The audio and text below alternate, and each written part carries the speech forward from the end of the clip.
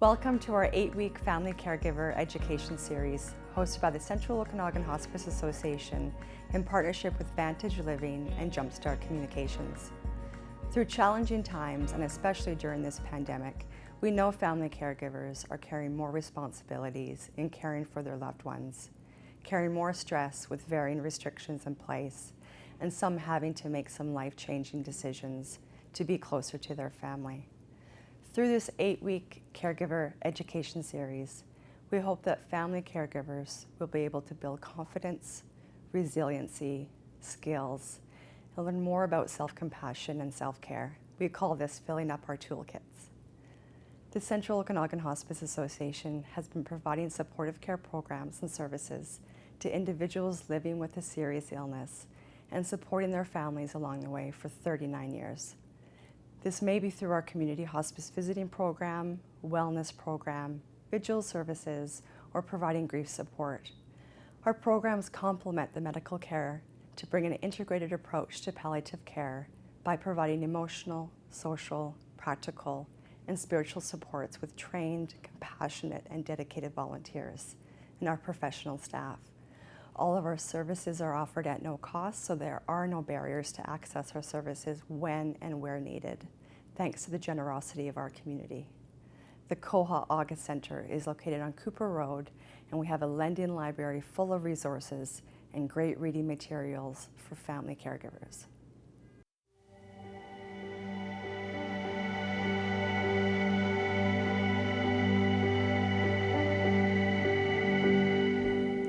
Today's topic is advanced care planning. Be brave enough to start a conversation that matters. Presented by Quahog volunteers, Iona Wrightsma and Patty Walker. Iona has been a Quahog volunteer for 3 years and recently joined the board of directors, sitting as a volunteer representative.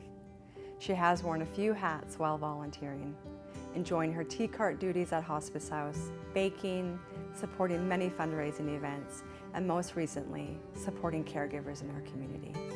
Iona has completed the BC Centre for Palliative Care, Advanced Care Planning, Facilitator Training, and being a part of the team supporting this cause is close to Iona's heart. Iona is also a trained public educator and has completed the End-of-Life Doula Certificate program from Douglas College. Since moving to Kelowna from Alberta 3 years ago, Patty traded in 30 years of experience doing organizational and strategic planning at the provincial and local government level for an entirely different type of planning at an individual and community level. Last year, Patty completed the End-of-Life Doula Certificate program from Douglas College and is now a member of the End-of-Life Doula Association of Canada. Patty has been a volunteer with Quahog for 2 years, providing one-on-one support to community clients in our community hospice visiting program and vigil. Most recently, Patty completed the BC Centre for Palliative Care Advanced Care Planning Facilitator Training program. Patty has been instrumental in development of the caregiver support and education programs at Quahog. Before we get started, I'd just like to acknowledge with respect the history, customs, and culture of the Okanagan Nation Alliance, on whose traditional territory and home we're meeting. For those of you who are joining from other locations, and if you know the territory that you're on, I'd invite you to also take a moment to just silently acknowledge the territory that you're on. So as Bonnie mentioned, the purpose for our session today is to introduce you to the topic of advanced care planning. The discussion we have today will hopefully start some initial thinking and conversations about advanced care planning. Our intention is that this is going to be an introduction, and that in the new year, we will be presenting, or our plan is to present a further presentation that's more detailed that will assist you in preparing your own advanced care plan. So as I mentioned, a broad introduction this morning to advanced care planning. We're going to be talking about what it is, why we should do it, and start thinking about how we might go about involving others and sharing our beliefs, values, and wishes with respect to our advanced care planning. And we will be pausing for some discussion and conversation as Christina mentioned throughout the session. But if there's anything that you need clarified, or you want to just ask another question in the midst there, just pop your comment in the comments box, and Christina will be monitoring that for us and let us know if you have some additional questions. So we're going to start off making you do a little bit of work, but not too much, hopefully. We want to start with a couple questions to get a sense of where you are or where everyone is at with respect to advanced care planning. So the question you see before you is the one we're going to be doing a poll for. And the idea is, before signing up for this session, had you heard of the term advanced care planning? That's the question for now. And we'll start the poll and just select yes or no. And we'll get a sense of that tally once we've got most of the people in there. I see some answers are coming in. Just give you a few more seconds to pop in yes or no.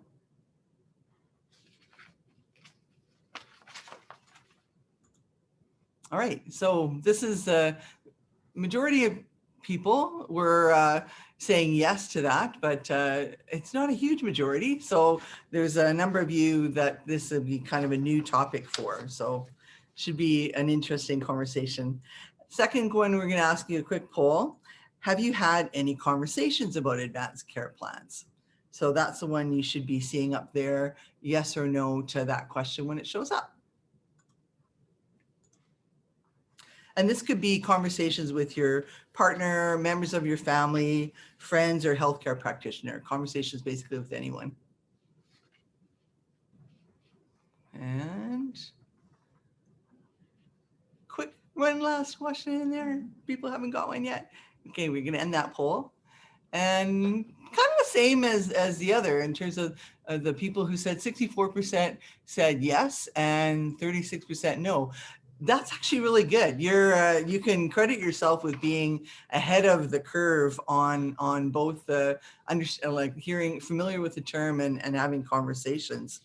I'm gonna to the next one, just to give you a sense of what that, if you did say no, you can see from the statistics we've got here that you're definitely not alone. Based on a poll that the BC Centre for Palliative Care has done, they noted that while majority of British Columbians, 76%, agree that it's important to talk about what matters most for their future health care, very few are actually doing it. And you see here too, only 33% have heard of advanced care planning, so a little less than this group. Only 48% have had a conversation with family. Only 14% have had a conversation with their healthcare provider, and only 28% have documented their healthcare wishes.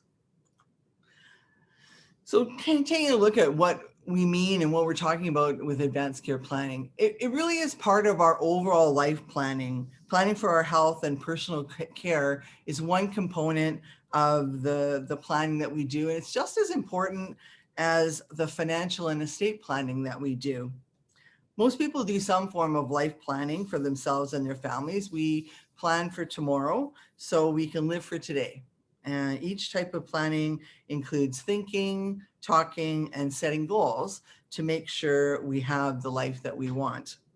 And it can also include recording our choices in forms or documents.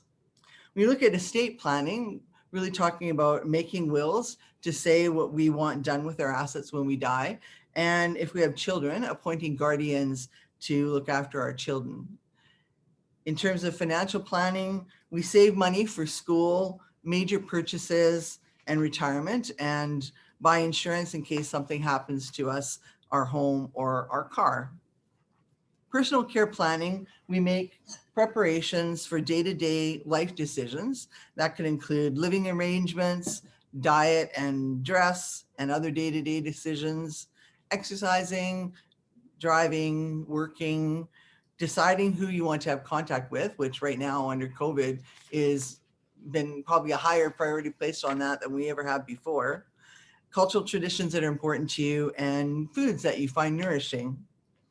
With healthcare planning, we provide for changes in health, so we're ready to make decisions.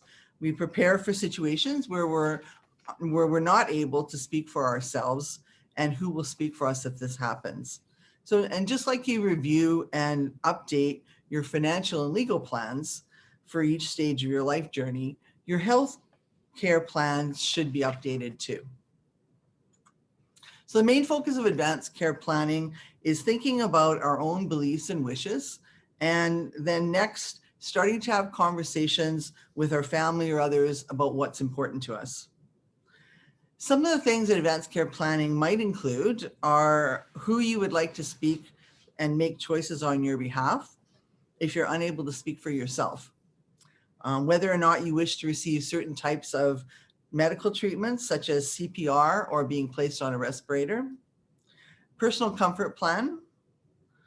Should you decide as a result of the advanced care plan that you want to waive certain procedures, then there are other additional documents that you would need to have filled out with the help of your healthcare practitioner.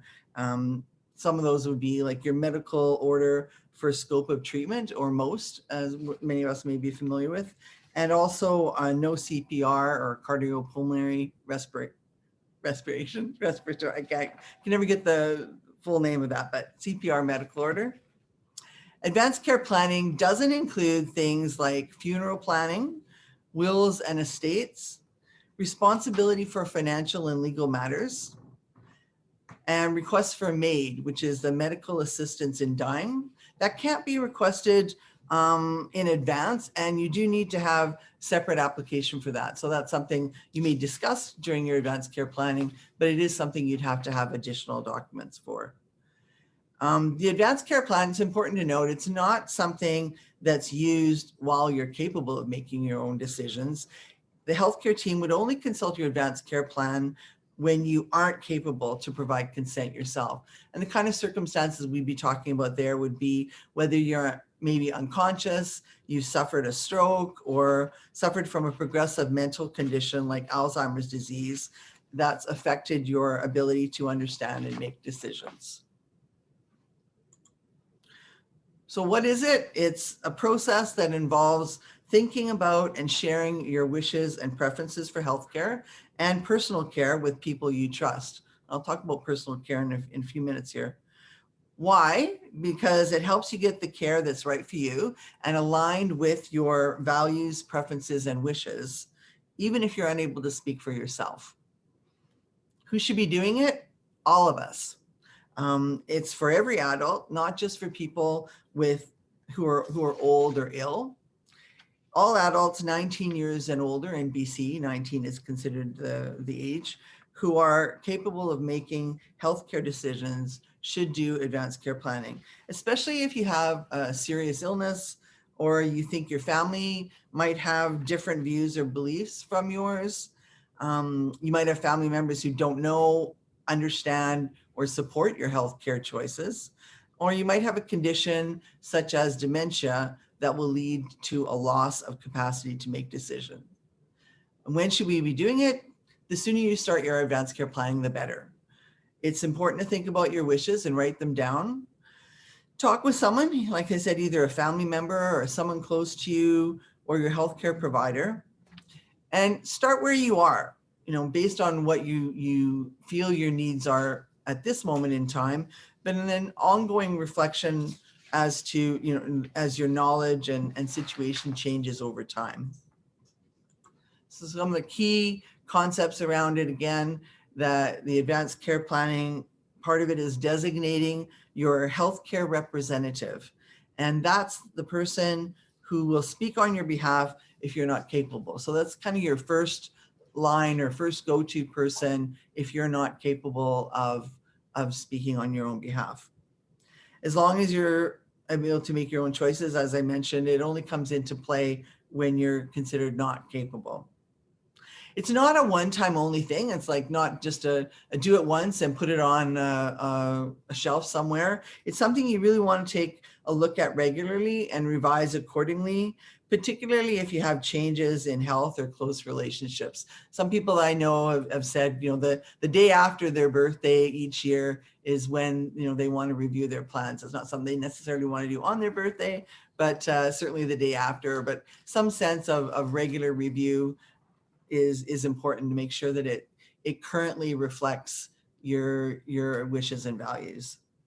It's also not just about major healthcare decisions, as I mentioned. It also includes personal care decisions. Some of the things when I talk about personal care decisions or personal care planning, here's some examples of health and personal care wishes that you might not normally think about when you're thinking about it, a long-term planning. So I won't go through the details with you, but some of them are, maintain my dignity, die at home, not being connected to machines, being kept clean, being pain-free, a number of things. So it's helpful to go through a list like this as you're doing your advanced care planning to decide which of these things might be more important to you and want to be included in your advanced care plan, and maybe others that aren't that significant. So it's not just about the major decisions around being kept on life support or whatnot. It's also other things related to our personal care. In general, people have an easier time seeing the importance of getting their estate and financial plans together. But when it comes to talking about issues like healthcare, illness, or death, we tend to be a little more reluctant to put ourselves out there. It's something that, we don't necessarily feel super comfortable starting conversations or know how to conversations. So let's take a quick look at that from your perspective with a few more questions we got on another poll, a few polls for you. So the first one, when you're looking at talking about dying and your mortality, there's three options here for you to consider. Reminds me to appreciate time and the time I have. It isn't my first choice, but I do contemplate it at times. Or it's literally the last subject I'd care to discuss. May I be excused, please? So I see a number of you putting your answers in now. So just sort of select A, B, or C, and then we'll end that poll and see kind of where generally people are at with it. Got a little bit more time.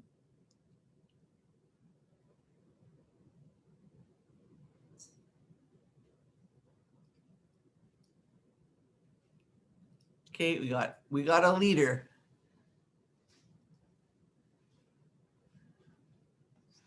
All right, are we sharing now? Awesome. So you see here, we've got, at least nobody is totally abdicating from it in C. We have quite a high percentage, really, looking at that reminds you to appreciate, and it's not your first choice, but you do contemplate it. Let's check at another one right now. Next poll we've got coming up.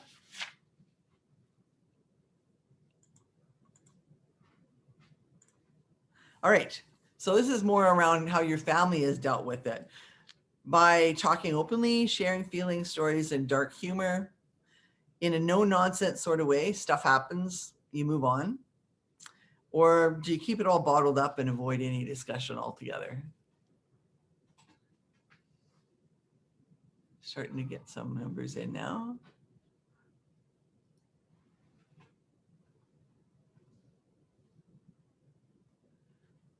Okay, a few more seconds.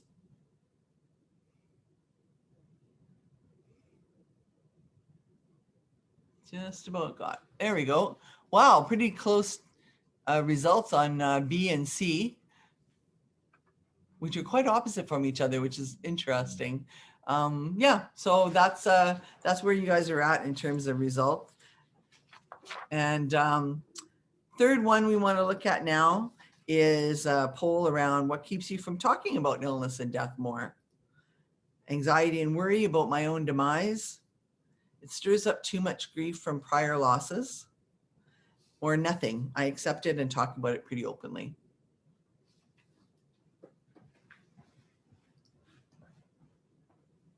Okay, a little bit longer.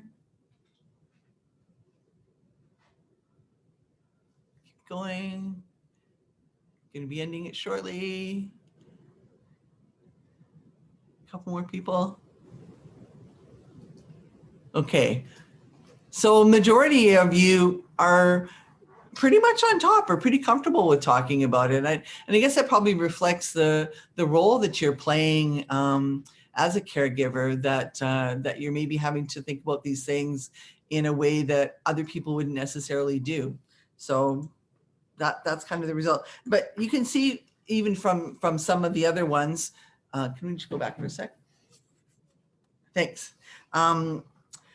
Talking about these things can be difficult for people. It's not something everybody feels comfortable with, for sure. So one real advantage of preparing an advanced care plan is the opportunity to start these conversations in a relatively safe and structured way before we're in a situation where emotions are running high and the stakes seem really high. You know, if we have those conversations earlier, it really sets us up for success better for later on. Each of us comes to advanced care planning with our own fears, perspectives, life stages, and so on. So there's no right perspective on it. It's where you come to it, and everyone comes at it a little bit differently and a little different level of readiness. But what we're hoping to do here by having the conversation through these education sessions and so on is that we're opening up conversations with you so that you can open conversations up with your family. And the whole point is really opening up communications so that we're having conversations sooner, better, and more frequently. Before we go on, we'd like to share one more story with you in the form of a video. The gentleman in this video you will all recognize, and he has become the face of a campaign called Speak Up. I'm only supposed to live twice now, so I know what it's like to share my thoughts and my dreams and my hopes. I know how important it is to have everything in plan and to have your wishes, people to know your family to know your wishes. In the 1960s, I worked for Bell Canada for 34 years. I had an accident at work. I was in the hospital for about 6 months. I didn't even know who I was. I had to totally relearn life. Having a talk with my father and knowing just what his wishes would be if anything were to happen, or he wasn't able to make his own decisions, did bring our family together. In 2016, I was diagnosed with cancer, and having three sons of my own, it was conversations that I had with them. It's a serious conversation. It's not something to ignore. Advanced care planning isn't as stressful as what everybody thinks. It's making sure that our family members or people who are around us know what our wishes are. As a parent, it's very important for me to have a talk with my family members, the kids, and my loved ones. Give it a shot. And have the talk. Visit advancedcareplanning.ca.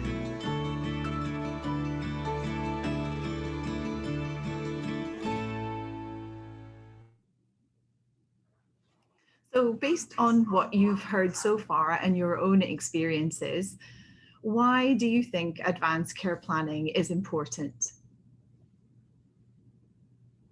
Next slide, please. Oh, we'd like you to have some thoughts. If you have some thoughts, to share them. Thank you. To share them in the chat box below if you have any ideas why you think advanced care planning is important. So we'll take a few minutes here to see if anybody has any comments to make. Nobody? None. Okay. What we also want you to think about is why it's important to share what matters most to you with the people that you trust. Christina?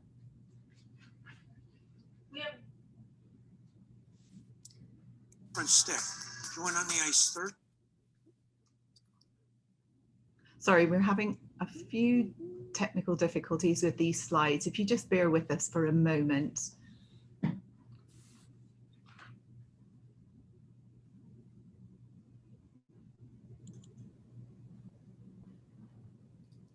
We have one comment here that says, so that you can think ahead and be less stressed in the moment. Having end-of-life plans in place is one of the best gifts you can leave your loved ones. It takes a tremendous amount of pressure off of them. Start to have the conversation early and get to know resources to ensure your wishes and preferences are honored. Being the family member who will be present in the event of an accident is extremely important to me, that I know as much as I can about what type of care and intervention you would want. And it's important to share your beliefs and wishes, then family members do not have to guess. These are all incredibly valid points, and ones that we go into deeper details in when we will be doing our advanced care planning sessions in the spring. It really is a complete value added as to why it's important then. And you started to answer the next slide that I would like up, which is, why is it important to share what matters most to you with the people that you trust? Thank you. Again, if you could put your comments in the chat box below, we will come back to it. We'll just give you a few moments to put those comments in for us.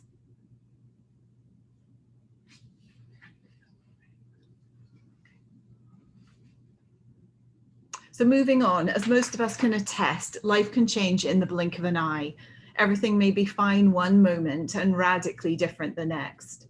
If we take the time to have these important conversations in advance, when we're relatively calm and objective, it will save us trying to sort things out when we find ourselves in what can be a very stressful and emotional time.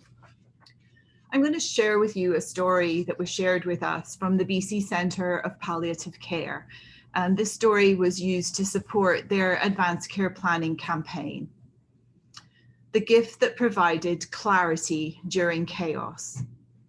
Russ, he's 58, strong, fit, healthy, an avid skier and cyclist. And then, just like every other Wednesday, Russ is in Calgary Airport waiting for his return flight to Vancouver, and out of the blue, he collapses. He doesn't faint, he collapses. Immediately comatose and unresponsive, he's rushed to emergency. Tests show he has excessive bleeding on the brain, but with no conclusive cause, and he's intubated to help him breathe. That's when Karen Cook, his wife, starts getting the unexpected, life-changing calls. Tests, scans, and more tests follow. And when all the medical information is compiled and shared with the family, Karen knows there is no hope. But Karen already had an incredible gift of love from her husband of nearly 33 years, a gift that enabled her to make a decision on his behalf without conflict or guilt. He had expressed his wishes to family and friends should something medically catastrophic happen. He had an advanced care plan. He said, if anything catastrophic happens to me, don't keep me alive. Don't keep me in the hospital. Take me to the mountains, to the ocean, and let me lie under the stars, recalls Karen. He made this very clear to us. We all knew that Russ wouldn't want to be in this condition.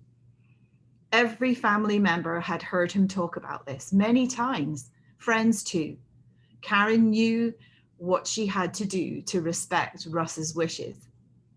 We needed to let him go. We couldn't keep him alive on machines because he was so clear about his wishes. As hard as it was to say goodbye and still deeply missing him, Karen says she has no regrets. It was an incredible gift to me that I didn't have to second guess what he wanted, or if I would be doing the right thing, she reflected. In the chaos, the trauma, the overwhelming emotional turmoil, it created clarity when our lives were turned inside out. Thanks to Russ's conversation, making his wishes known, his family was able to focus on grieving rather than wondering if they had made the right decision. And Russ's unexpected death was also a catalyst for each member of the family to talk about their wishes should something unexpected happen and they could not speak for themselves. Karen's advice to others is, don't be afraid to have the conversation about your wishes. It's an ongoing process, a conversation that may change over time. But she knew that Russ gave us the best gift. We knew exactly what to do at the hardest moment of our lives. I also wanted to share a story that I got last week when we were in training about a lady on our course who shared with us that her grandchildren and her children know exactly what her advanced care plans are. They know what her wishes are. And she does it because her family has a gift of being able to prepare the land where funerals take place in the remote part of northern BC. And as they're tending the land and looking after the gardens at the cemetery, she shared with her children exactly what her wishes are. And so I just felt that that was just an incredible gift. And also, we came across a story about Mr. Johnson, who had late stage dementia and didn't do an advanced care plan. His family and friends have very different ideas about his wishes for health and personal care from the previous conversations they'd had with him, and unfortunately can't come to a consensus and don't know who they should be listening to. We want to make sure that that last scenario is not one that meets your family. So next. We have a couple comments here, just from before. One person says, decisions need to be made, even though not always easy. And another person says, unless you're a healthcare professional, most of us don't know what types of intervention happen routinely in hospital. And we need to help turning our minds to what would work for us and what wouldn't. Those are very, very valued comments, and I thank you very much for sharing them with us. I know in our planning and our training last week, we did have medical professionals who were on the call as well, and they were stating that hopefully at some point in time, BC will allow us to spend more time in a doctor's office talking about those things so that the whole family comes on board with all the different health protocols that can be included.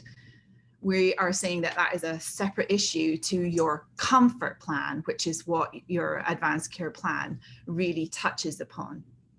I wanted to take this moment also to talk to you about something that reached our family this last week. I have been talking with my children about our advanced care plan.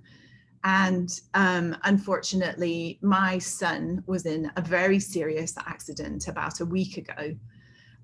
Fortunately, he technically walked away, but we have subsequently since talked about it. And as he is over 19, he too and my daughter will be making their own advanced care plans.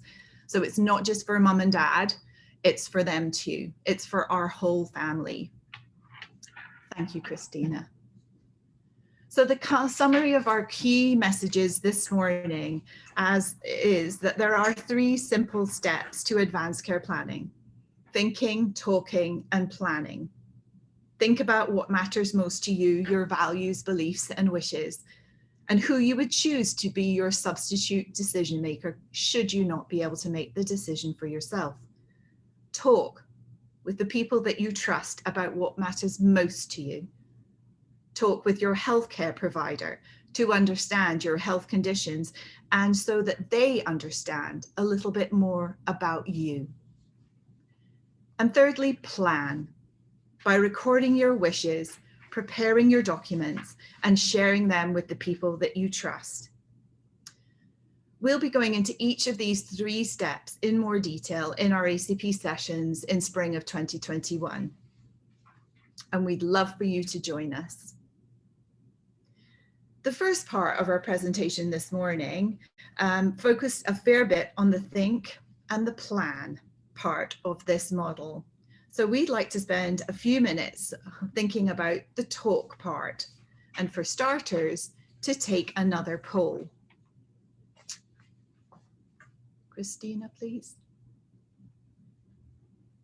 So the poll is, would there be differences in how your family would treat your medical condition if you couldn't speak for yourself? Your option is no, I've been very clear with the instructions. B, they would argue but ultimately agree. And 3, they would struggle. They struggle with choosing a restaurant. And they're coming in. Great. It's awesome to see that so many of you have been already clear with your instructions. But it's interesting to note that some of you also mentioned that B is a strong option as well. They would argue, but ultimately agree. And then, but there is some that say they could even struggle with our third option. So similar to the questions we looked at earlier about how we and our families have different ways of talking about and dealing with death, we all have different opinions regarding various medical treatments and differing levels of understanding. And we'd like to launch our next poll, which states, were you're dying, should your family err on the side of A, over-medicating, let me ride off into the sunset on a magical unicorn, B, moderation, I want to say my goodbyes but not be in pain, and C, caution. So if you'd like to take the time. Oh, strongly referencing moderation. I want to say goodbye, but not be in pain. Well, this is exactly where an advanced care plan can come into play. People will know exactly what you want, exactly what your wishes are, should you be unable to make them for yourself, and they will be honored. Thank you. There's also one more way to look at advanced care planning and why it's important to us. Most of us have probably seen the movie The Princess Bride at least once, and if you haven't, I highly recommend it. In this movie, every time Princess Buttercup asks Wesley to do something, his response is always, as you wish. Buttercup comes to realize that every time he says this, what he really means is, I love you. Think about that for a moment. And if you feel comfortable sharing, feel free to drop something into the chat. Otherwise, we'll just reflect and think about, is there a similar code or phrase that you or someone you know uses to say, I love you?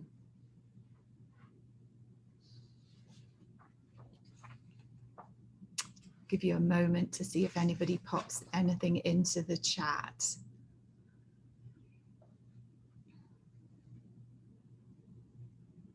We'll go on to the next slide, please, Christina. Thank you. For me, this was the most important part of that really resonated with me, in saying that having an advanced care plan is another significant way to show your family that you love them. By taking away the uncertainty around your wishes at what will likely be an incredibly emotional time, you are providing them with a profound gift, and you're also providing a gift to yourself at the same time. This gift will reduce stress on you and your family, increase confidence that you'll receive the kind of care that you want, and provide an opportunity to bring your family together.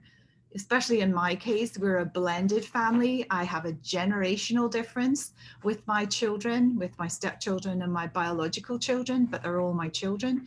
But they will have different beliefs and values for themselves and also for their dad and myself. So it's really important, circumstances where sometimes families can break apart because of their inability to come to an agreement on important medical decisions. There's an opportunity ahead of time to make sure that is not the scenario. Advanced care planning can benefit everyone, regardless of health and stage of life. You may not have any health concerns, but being ready in a health crisis happens, if a health crisis happens, will ease the burden on everyone. It's especially important also for people living with serious illnesses, such as dementia, ALS, cancer, heart disease. And it's important to begin the process as soon as possible, helping people who are diagnosed with these illnesses prepare themselves and the people that are important to them for the future. And it's also a gift for you, an important part of your life planning. It can help you get the care that is right for you and aligned with your values, with your preferences, and with your wishes. And it also allows you to get to know yourself better and to understand what's important to you. Also, it can bring you peace of mind, knowing that the people you trust know your healthcare wishes in case you aren't well enough to speak for yourself. And the gift also extends to your family and your friends. A gift you give your family, and it lets those that care about you know what you care, the care that you would want to have and receive. And it makes everybody clearer about these decisions. It also can help reduce disputes and confusion and helps your decision maker communicate better with your healthcare team. And thirdly, it helps your healthcare providers. It lets your healthcare providers know what kind of things in life are important to you, about your culture, your beliefs, and how they have affected your care decisions. It helps your healthcare providers know what life support or care options you would refuse to receive if needed. And it lets your healthcare provider knows who will make the decisions for you if you can't make them for yourself. So as we draw this portion of our caregiver support to a close regarding our ACP, we are just going to show, this slide shows you what's coming in the spring of 2021. If you're interested in going deeper into this subject, we'll be holding the detailed sessions, and at that session we'll be planning and sharing with you all the elements that are on the slide that you see before you. If you have the opportunity, and if you could, pop in the chat box if there are any other questions that you might have for us, or if you would be interested in participating in a session. There will be more information coming on this and possible other educational courses that we will run towards the spring of 2021. And if you'd like to send a message to Quahog, we will make sure you are put on the list to gain any information that's shared. So I'm just interested if there are, Christina, any more questions and comments? Nope, we have completed this for the moment. Thank you so much for joining me this morning.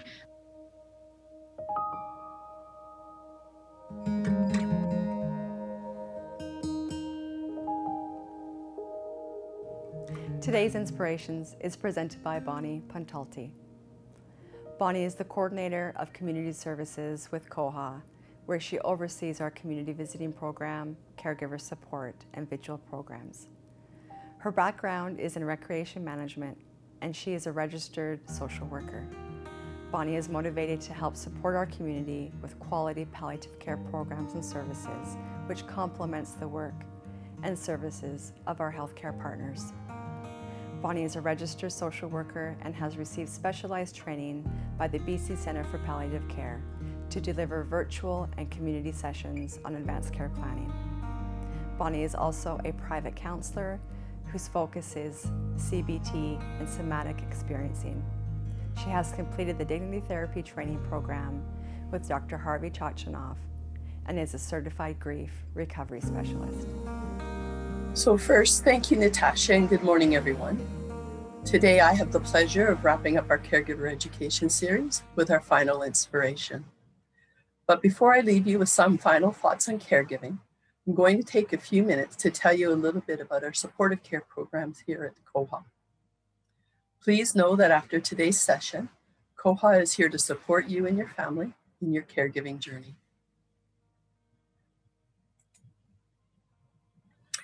So there are three supportive care programs that Quahog offers to support individuals and families. In each of these programs, respite and companioning are the roles our volunteers provide to emotionally, socially, and spiritually support individuals who live with a life-limiting illness, those who have become frail, or those who are receiving hospice care. These supports always extend to these individuals' family members as well. Each Quahog supportive care volunteer participates in an initial 40-hour hospice palliative care training program and receives ongoing supervision and support from our staff team and our community healthcare partners. Volunteers are the heart of everything we do at Quahog, and studies show that quality palliative care is best integrated when volunteer supports are made available. So, our first supportive care program is our caregiver support program, and this consists of our weekly drop-in support group, which takes place every Monday afternoon over Zoom. This is a safe, confidential space where caregivers come together to share experiences and learn from one another. This program is led each week by volunteers who have a wealth of personal experience as family caregivers themselves or other specialized training. Earlier, you met Patty and Iona, who along with many other great volunteers, participate in this program and lead the group each Monday afternoon. Pre-registration is required and participation is on a drop-in basis. Caregivers are invited to join as they are able or as questions or changes may arise in your journey. Sometimes it just feels good to connect with others who understand what you are going through. Topics we focus on each week may include navigating the healthcare system, managing stress and how to care for oneself, how to access other community resources and supports to meet specific needs you may have, advanced care planning, and other areas of concern for family caregivers.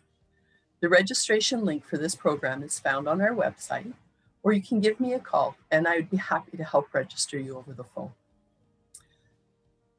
The second program is our largest supportive care program at Quahog. In the community visiting program, Quahog's volunteers are matched one-to-one and they companion with individuals and or their family members. Quahog volunteers never replace any healthcare worker, but rather complement the medical team's care through their gifts of time and compassion. Volunteers visit, participate together in activities or events that are important, listen to life stories, and can help with the legacy projects and life review. Volunteers are also able to support with respite for caregivers. It's difficult to quantify the value of Quahog's visiting volunteers, so I'll share some comments that past participants have spoken with me and have given me permission to share with you. One gentleman, when I checked in with him after making the volunteer match, just said to me, thank you, I've never had a friend before. A family caregiver told me after her mother's passing that the volunteer was so good for Mom and me. Her weekly visits allowed me a time to be a daughter again. And she gave Mom someone to talk to so that she could just be my mom again. And another family caregiver who was matched with a volunteer for a weekly walk shared, I can't describe how beneficial our volunteer was through my husband's illness. I can't believe I almost refused to have a volunteer. If it wasn't for my friend making that call to Quahog and pushing me to do it, I would have refused. Throughout my husband's illness, I met with my volunteer each week for a walk. And really within minutes, we just found a private spot and I cried and she listened. Those walks gave me the courage to continue on, and she, the volunteer, showed me how to really communicate and be there for my husband. I could never thank her enough. Our third supportive care program is our Vigil program. Our trained Vigil volunteers will sit and provide comfort measures and support to individuals and family members during the last 24 to 48 hours of one's life. Although we cannot easily predict the moment our loved one will take their final breaths, there are signs that do indicate that time is drawing near. Volunteers are available to be present and ensure that no one will die alone in that family and that family members are supported. Sometimes families are unable to be present with their loved one for many different reasons, or they will need breaks to care for themselves or just to rest.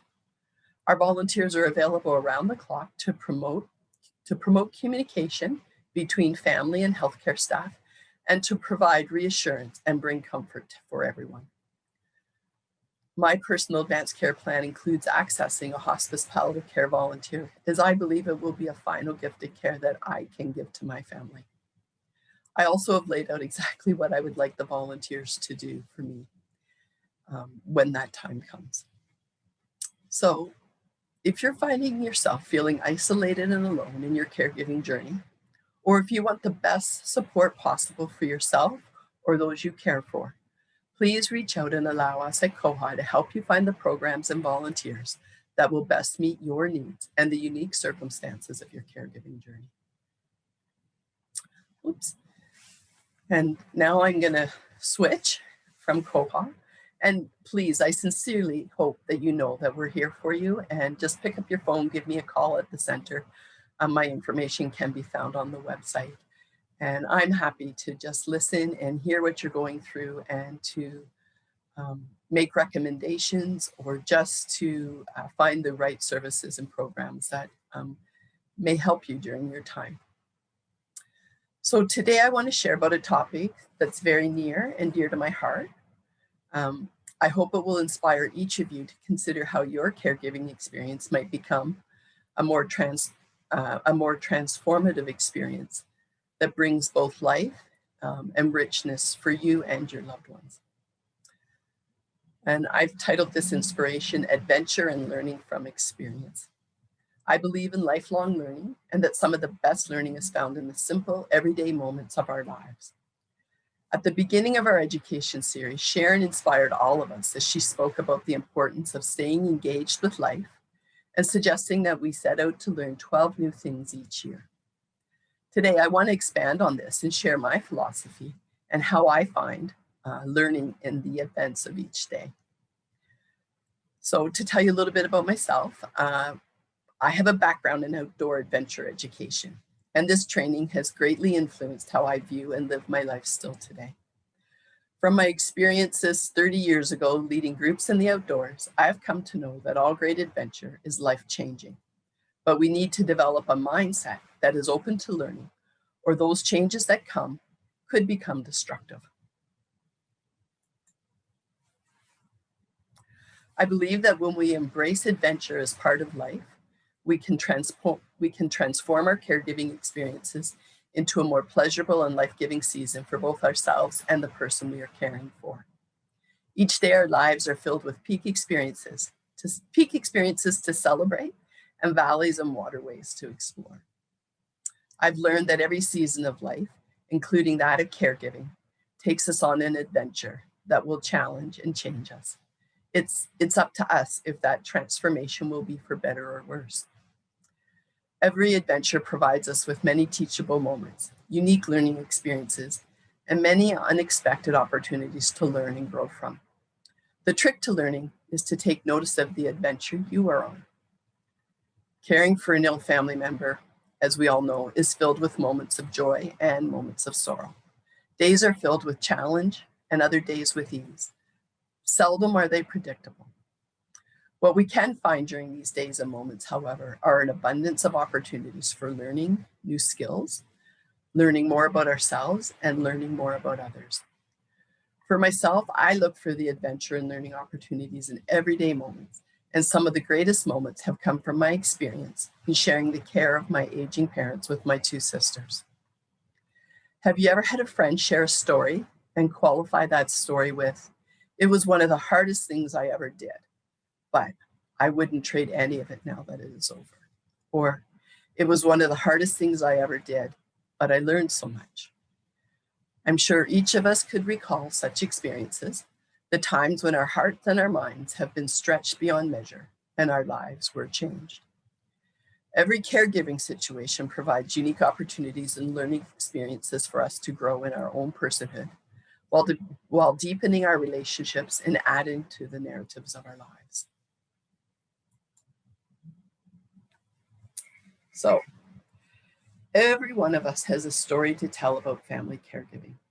We are all members of a family, and regardless of how your family works, your family looks, there is not one of us that has not been touched in some way by a caregiver role. At the very least, each one of us has been on the receiving end of another's care. The stories that we hold about caregiving not only relay what happened, but they also define who and what we will become. So recently I was reading Chicken Soup for the Caregiver's Soul, and I came across some lines in one of the stories that really resonated with me. "First, we are children to our parents, then parents to our children, then parents to our parents, then children to our children." I know that this quote may not speak directly to your caregiving story, but they do to mine. I know that some of you are caring for a spouse. In many cases, you have been married to this spouse for longer than I have been alive. Others may be providing care or support to a sibling or an adult child who has a life-limiting illness, and others are supporting and providing care for a neighbor, co-worker, or a close friend. Regardless of your caregiving situation, however, you do have a story to tell about caregiving. And I'm going to share a little bit about mine. I consider myself to be a caregiver to my aging parents who live 6,000 kilometers away in Halifax. I share this journey with my two sisters, one who is also a distant caregiver, she lives in England, and the other who lives in Halifax, and she is the primary caregiver to my parents. This sister is my hero. She carries the lion's share of the work, and over the years, I have learned the best way to care for my parents, given my distance, is to emotionally support, validate, and care for my sister who does the heavy lifting every day. I always tell her that my job is to make sure she is taking care of herself, and I have learned so much from her over the years as she rolls with the demands of juggling work, her family, and caregiving to our parents, but also her husband's parents. Together, my sisters and I have been acting as caregivers in some manner for the last 15 years, with each year presenting more challenges, but also more opportunity for us to be creative and find ways to work together, especially given our distance. My family caregiver story is not an easy story to share or hear, but what I proudly claim is that my ability to open myself to learning, lean into love, and learning to surrender and trust the process of healing family dynamics has taught me much about myself, my parents, and my family. It has brought healing to my relationships with my sisters, and it has allowed us opportunity to mature as a family and do things different than when I was a child to my parents. The main point I hope to convey in sharing a bit about my story is that each one of you has your own story to tell regarding your caregiving journey. My hope for you is that you have safe spaces and people where you can share your story, because our stories are important to tell. Our stories bring comfort, they heal, and they do inspire others. We can learn from all of it. So even though our stories may differ, they will also have many things in common. Sharing our stories allow us to experience that common humanity. Remember back a few weeks ago, Mary Ellen talked about one of the first steps in self-compassion is to recognize the common humanity in our situations. The common humanity where we can learn from one another and reflect on our experiences and find meaning that's relevant for ourselves. So sharing our caregiving stories provides numerous lessons and endless opportunities for each one of us to learn more about ourselves, about others, and our own interpersonal capacities.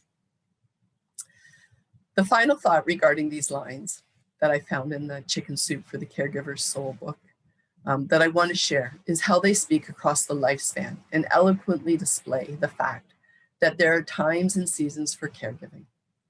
So just as winter rolls into spring and spring into summer, these lines from this story I was reading reminds me that this time of sharing care with my two sisters will eventually end. It won't be forever. And during this season, this reminder is bittersweet because when this season ends, my parents will no longer be here with us, and life and my relationship with my sisters will change. This is a very sobering truth, a truth that we are all aware of, and one which leaves me wanting to embrace the time I do have and squeeze the learning out of every experience and make the most out of each day that I still have. But how can we do this when the day-to-day reality of caring for a loved one can present so many demands on our time and energy? I believe a good part of the answer comes is if we can view each caregiving experience as part of a life. Each caregiving experience as part of a life of adventure. And I'm going to talk a little bit about that. Adventure isn't hanging on a rope off the side of a mountain. Adventure is an attitude that we must apply to the day-to-day obstacles of life. I mentioned that an attitude of adventure is an important component of my life. At one time, I got my fill of adventure through backpacking, rock climbing, and different paddling activities. But today I find adventure in all areas of my life, including my caregiving roles. I view life with an attitude of adventure, and I owe this to my husband. We met 30 years ago when I hired him to support a program that was an outdoor program for youth. He was a mountain guide and a climbing instructor. I taught him several theories about adventure, about teachable moments and learning from experience. And he taught me that all of life was an adventure. When we decided to marry, he did not ask me to marry him, but instead asked me to join him for a life of adventure with God. Today, 30 years later, I can report that our pioneer spirit and our attitude of adventure has kept us together through some challenging seasons of life, including raising children, career and mental health challenges, deaths of family members, schooling, and several other life experiences, all of which are part of a life well lived. Whenever we face a new challenge, my husband and I, we just approach it as if it's part of the adventure. And we do our best to open our hands and hearts and walk into the learning. So take a moment to think about how your life has been a series of adventure experiences. And I challenge you to consider your caregiving journey as an opportunity to embrace an attitude of adventure and find the teachable moments in the experiences that life brings your way each day. But what makes an experience such as caregiving an adventure? Some of you might be thinking, I don't get it. How can caregiving be an adventure? Well, simply speaking, there are two key elements necessary for adventure to happen, and I'm certain you will agree that both conditions are found in caregiving, in our daily caregiving journeys. So, the first element of adventure is that of the unknown. The less you know and can predict outcomes in the experience, the more adventurous an experience is. For anyone who loves another or is providing care for a seriously ill family member, I know you can relate to the abundance of unknowns and the presence of uncertainty that can fill each day. And I want to address this idea of outcomes for a minute. When I speak about outcomes in caregiving, there is only one that we can predict with any certainty, and that is the certainty that one day we are each going to die. The unknowns that I believe that make caregiving adventurous, however, are those that catch us off guard or take us by surprise in each day. It is most often in these moments that we face challenge and are forced to learn about ourselves and about others. Moments where we discover new ways to do things, how to creatively problem solve, access resources, and find supports and responses to challenges we face. It's in these moments where adventure lives. And the second feature of adventure is fear. All true adventure has some element of fear, and it only takes a small amount of fear to turn a routine event into an adventure. And in our society, I don't think we acknowledge fear enough. I think we do everything we can to suppress it and hold it down. But the reality is, there is fear in caregiving. It doesn't matter if others have done it before. If the experience is new to you and it's something that you feel fear in, you have found yourself in an adventure. I think everyone agrees that fear is part of our caregiving journey. The trick here is not to get rid of the fear, but to feel it, to recognize that you feel afraid, and to know that it's okay to feel afraid. There's no shame in fear. For myself, each time the phone rings displaying a 902 area code outside of normal calling times, my heart speeds up and my stomach tightens. And I answer the phone with both uncertainty and a little bit of fear. Who is calling at this time and what has happened? Even though I'm 6,000 kilometers away, I cannot control the news on the other end. So I answer the phone and tell myself, let the adventure begin. And over the years, I've mentioned that it's been for well over 15 years that my sisters and I have been involved with my parents' care. There have been many adventures. I'm sure you can each relate to your own feelings of uncertainty and fear in your caregiving story. These are the moments that I refer to as the caregiving adventure. And I passionately believe that it is in these moments where life's greatest learning opportunities are found for ourselves and for our loved ones. Without a doubt, family caregiving is an adventure experience, and I hope you'll agree with me.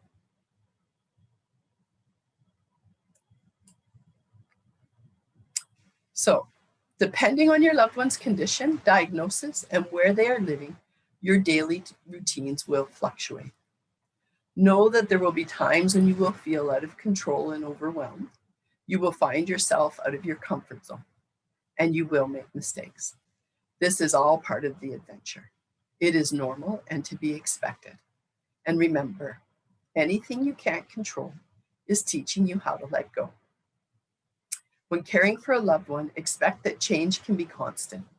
Being a family caregiver does not come easy for those of us who are disciplined and organized and have a high need for order and control. The more we try to control outcomes when we are caregiving, the more miserable and frustrated we can become. This doesn't mean that we don't plan, have a routine or expectations. It just means that we hold our plans, routines, and expectations lightly and are prepared to let go when necessary. The more effort we put into controlling outcomes, the less we are able to enjoy each day. And studies show that we can make ourselves unwell physically and emotionally, and even put our own health at risk. So the good news is that caregiving is a constant learning experience. It provides us with endless opportunity to learn how to let go of expectations, move through loss, how to grieve and recognize that this is all part of a life well lived. So surviving the caregiver adventure requires the right mindset.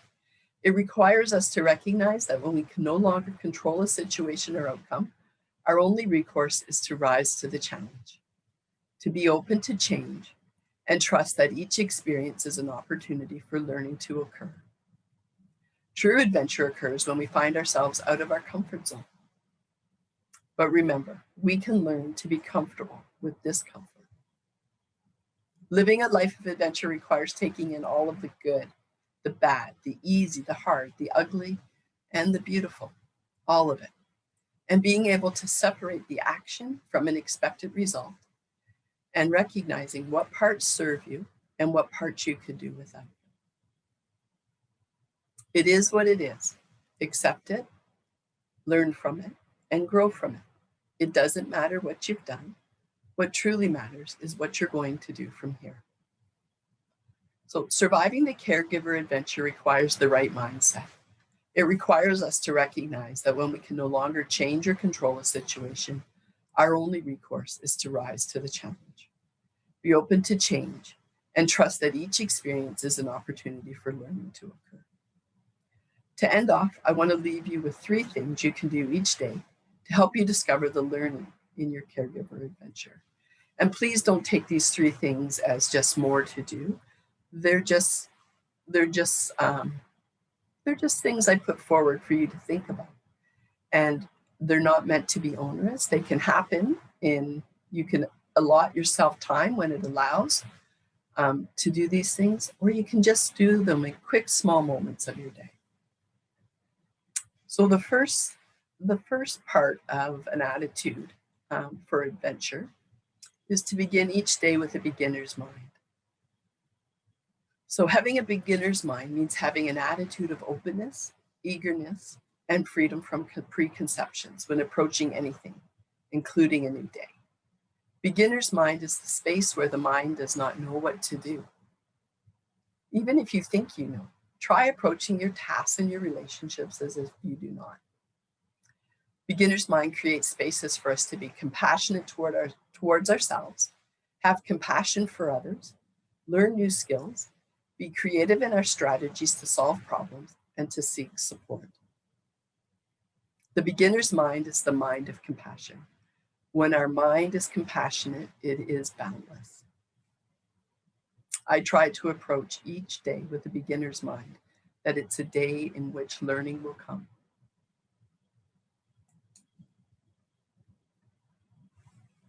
A great educator, John Dewey, says, "We do not learn from experience. We learn from reflecting on experience." And reflection is the key to learning, is found when we can be intentional in reflecting. Reflection is an important ritual in learning from experience. It is a process of deeply considering something that we might not have given much thought to. Time spent in reflection allows us to make links from one experience or circumstance to another, and it helps to bring closure to any unresolved feelings we may be experiencing. Those who spend time in self-reflection experience greater satisfaction and success when facing life's challenges, because self-reflection simply helps us put life into perspective and to learn from it.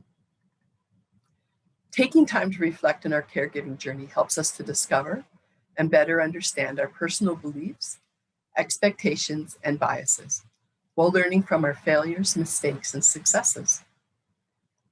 So, benefits reported by caregivers who take time to reflect include a greater clarity of thought, a greater ability to release emotional attachments to people, things, and events, an expansion in one's perspective and an understanding of people and situations, better able to spot potential problems and opportunities in advance, experience less stress and anxiety, improved decision-making, able to respond calmly and more appropriately to challenges that normally hinder or derail your day, a better quality of sleep. When you think of it in that way, who can afford not to spend time in reflection? I think we all want those. When we reflect, we consciously examine and think about our experiences, actions, and feelings. Such understandings help us to become more aware of the assumptions we make automatically or uncritically. Some refer to this process as soul searching and find such reflection to be an empowering ritual that allows one to learn valuable lessons to help optimize their efforts, motivations, and skills. So you do not need to spend a great amount of time reflecting, but catching moments in your day to reflect on what you're experiencing and acknowledging what you're grateful for can make a significant difference in the quality of your day. I've built reflection into my day through 2 rituals. You can try these, or you may have your own rituals that you want to do, or that you already do. So I start each morning with a little ritual I refer to as Trust the Sunrise. I like to acknowledge each new day, and I like to reflect on the goodness I hope it will usher in. Some days I do this sitting in my favorite chair in my front room with a cup of tea in the early hours of the morning. Sometimes I literally watch the sunrise, and other days I do this quickly while I drive to work. I also like to end each day in peace with a ritual of exam and of peace. Peace does not mean to be in a place where there is no noise, trouble, or hard work. It simply means to be amid such chaos and to still be calm in your heart. So at the end of each day, I ask myself, what moment in my day did I experience the most amount of peace? And I sit and I reflect on my day, and I try to find that moment. And I hold that moment in my mind. I sit still and hold that moment in my mind. And I create space for that moment of peace to fill my heart. And then I ask myself, in which moment of my day did I experience the least amount of peace? And I remain sitting still, holding this moment. And I extend compassion to myself. I reflect on what I learned from these moments, and I acknowledge that tomorrow is a new day. And I know that I can take the learning from this day into tomorrow and allow for hope and peace to fill my heart as I prepare for bed or fall asleep. This evening reflection can be done in mere moments as I lay in bed or when time allows in my evening. Sometimes, like I said, I find a quiet space. Sometimes I'll light a candle. Some evenings allow me to take just a little bit of a walk with my dog. But what I like to do when I have a bit more time is to write down my exam and reflections in my journal. And that takes me to the third thing that people can do. This is my third suggestion for an activity that will turn the learning from your caregiving journey into an adventure experience, and it's journal writing. Keep a journal. Journal writing is a voyage to the interior. Some days I can sit a whole half a day and write in my journal, and other days I spend 5 or 10 minutes, and sometimes I go 2 or 3 days without writing in my journal. But I do keep a journal, and I have for over 30 years. As writers, we become surprised by what we learn about ourselves. Journal writing is a very personal art, and there is no right way or wrong way to do it. I love to start a new journal. I once read of someone who described starting a new journal as a great experience, a great adventure, one where she could look at the empty pages of the new journal, knowing that they would inform her future, be filled with her future, as the words jotted down would also become her past. For myself, I love looking through the journals that I've wrote in over the years to see how life has transformed me. And while sitting with the memories of the life events that propelled the changes, I find a warmth. I re-experience a warmth and a nostalgia for that time of my life. And gratitude will fill my being. So as we begin to write down small moments from each day, we begin to understand and concede that life could be more bearable if we look at it as an adventure and a tale. And journal writing allows us opportunity to record pieces of our story. So as we wrap up this caregiver session today and our caregiver series over the last 2 months, I encourage you to live each season as it passes, breathe the air, drink the drink, taste the fruit, and resign yourself to the influence of each. And again, remember that Quahog is here and we are with you in your caregiving journey. Thanks everyone for attending.